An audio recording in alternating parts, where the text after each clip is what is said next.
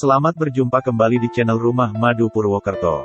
Di video kali ini, saya akan menjelaskan tentang jenis-jenis lebah penghasil madu yang populer di negara tercinta kita, Indonesia.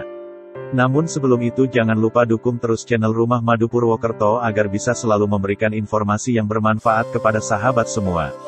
Lebah adalah satu-satunya hewan yang mendapatkan wahyu dari Allah Subhanahu wa Ta'ala.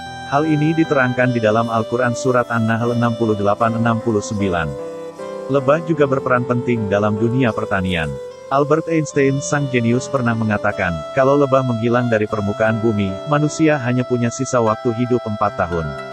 Tak ada lagi lebah maka tak ada lagi penyerbukan, tak ada lagi tumbuhan, tak ada lagi hewan dan tak ada lagi manusia. Lebah merupakan serangga penghasil madu. Selain madu, lebah juga menghasilkan serbuk sari, polen, royal jelly, propolis, lilin lebah dan racun lebah. Jenis-jenis lebah madu juga sangat banyak. Ada 2 genus lebah penghasil madu, yang pertama yaitu genus Apis atau lebah yang memiliki sengat dan yang kedua genus Triguna atau lebah yang tidak memiliki sengat. Namun tidak semua jenis lebah dapat dibudidayakan, hanya beberapa di antaranya yang dapat dibudidayakan.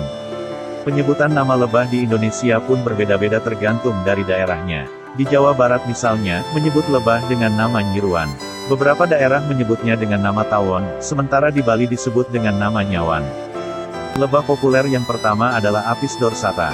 Lebah madu jenis Apis dorsata merupakan lebah asli dari Asia Tenggara dan Selatan. Apis dorsata banyak tersebar di Indonesia, Malaysia, Filipina, India dan Nepal. Di Indonesia lebah ini lebih dikenal dengan nama tawon gum bagi orang Jawa yang menyebutnya, sedangkan orang Sunda menyebutnya dengan nama odeng. Keberadaan Apis dorsata hampir tersebar di seluruh hutan yang ada di Indonesia kecuali Papua. Apis dorsata masih belum dapat dibudidayakan, dikarenakan sifatnya yang ganas dan masih hidup secara liar. Ukuran tubuhnya pun lebih besar dibanding jenis-jenis lebah yang lain. Apis dorsata memiliki sengat yang sangat berbahaya dan dapat menyebabkan kematian. Apis dorsata sangat senang membuat sarang di pohon-pohon yang tinggi dan tebing-tebing yang sulit dijangkau oleh manusia. Pada satu pohon bisa terdapat 5-10 koloni. Produksi madu yang dihasilkan Apis dorsata bisa mencapai 10-20 kg per koloni per panen. Bahkan dari sarang yang besar produk madunya bisa mencapai 30 kg. Untuk mencegah kemungkinan punahnya keberadaan Apis dorsata, disarankan untuk melakukan pemanenan secara lestari, yaitu sarang madu hanya diambil sebagian saja sehingga koloni dapat berkembang kembali dan memproduksi madu. Karena proses pemanenan madu yang dihasilkan Apis dorsata sangat beresiko, maka madu Apis dorsata dibanderol dengan harga yang sangat tinggi. Jenis lebah populer yang kedua adalah Apis cerana. Apis cerana juga memiliki beberapa nama, ada yang menyebutnya tawon ondoan, ada juga yang menyebutnya tawon klutukan. Apis cerana sebenarnya masuk kategori lebah liar dan ganas. Apis cerana masih bisa dibudidayakan. Menariknya ketika ketersediaan pakan di sekitar sarang Apis, atau suhu di area sarang sangat tinggi atau terlalu panas, Apis cerana akan berpindah tempat atau kabur dari sarang buatan. Apis cerana banyak ditemukan di Indonesia, Afghanistan, Cina dan Jepang. Dalam satu kotak lebah dapat dipanen sebanyak 3 kali dengan produksi madu 2-5 kg per tahun. Bentuk tubuh yang kecil dan produksi yang sedikit, Apis cerana dinilai kurang produktif. Selanjutnya, kita bahas lebah populer yang ketiga, yaitu Apis mellifera. Apis mellifera adalah jenis lebah unggulan dan menjadi favorit para pembudidaya lebah.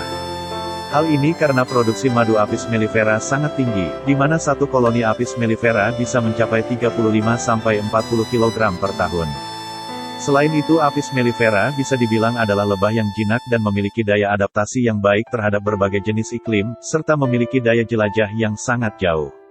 Hingga kini terdapat beberapa subjenis Apis mellifera yang populer untuk kalangan pembudidaya lebah, seperti Apis mellifera linguistica, Apis mellifera carnica, Apis mellifera caucasia, dan Apis mellifera lehzen. Kemudian, kita lanjut ke lebah populer yang keempat, yaitu dari genus Triguna atau lebah yang tidak memiliki sengat. Triguna juga memiliki banyak nama seperti kelanceng, kelulut, gula-gula, lonceng dan tewel. Penelitian menunjukkan bahwa ada hampir 500 spesies lebah madu kelanceng Triguna yang tersebar di seluruh dunia.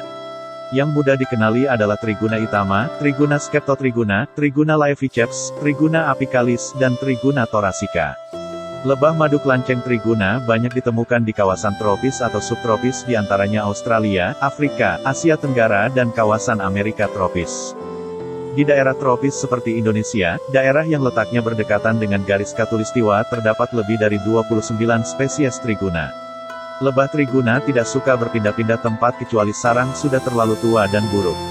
Secara alami, lebah madu kelanceng triguna membuat sarang di lubang-lubang pohon, celah-celah dinding dan lubang bambu di dalam rumah yang agak gelap. Untuk keamanan, tempat keluar masuk biasanya berbentuk lubang kecil sepanjang 1 cm yang diselimuti zat perekat. Lebah kelanceng triguna banyak dibudidayakan secara tradisional menggunakan kotak kayu atau bambu meniru sarang-sarang lebah triguna yang ada di batang kayu besar atau gua yang terlindung dari terik matahari dan hujan. Sarang lebah madu kelanceng triguna tersusun atas beberapa bagian untuk menyimpan madu, tepung sari, tempat bertelur dan tempat larva. Di bagian tengah ada karangan bola berisi telur, tempayak dan kepompong. Di bagian sudut ada bola-bola kehitaman sebagai penyimpan madu dan tepung sari. Lebah triguna menghasilkan madu dan lilin lebah dalam jumlah yang sangat kecil, rasa madunya juga cenderung asam. Sedangkan lilinnya banyak digunakan untuk membatik. Demikian penjelasan tentang jenis-jenis lebah penghasil madu yang populer di Indonesia. Semoga apa yang saya sampaikan dalam video ini dapat menambah wawasan sahabat semua. Jangan lupa share, like, komen dan subscribe channel Rumah Madu Purwokerto sahabat. Terima kasih.